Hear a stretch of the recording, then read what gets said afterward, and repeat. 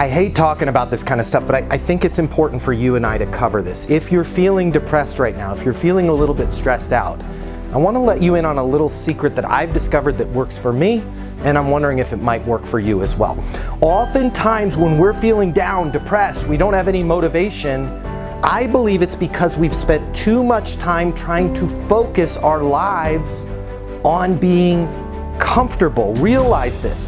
I don't think as human beings we were designed to try and be comfortable. If you are feeling down, if you are feeling depressed, I am with you. I understand what you're going through.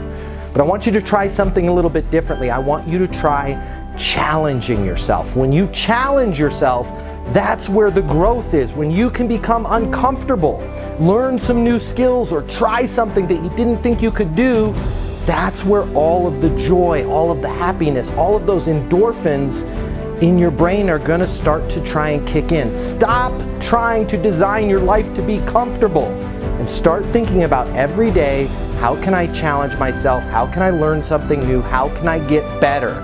Trust me, you'll feel a lot better. My name's Matt Easton. Consider following me for more tips on how you can be successful in business and life.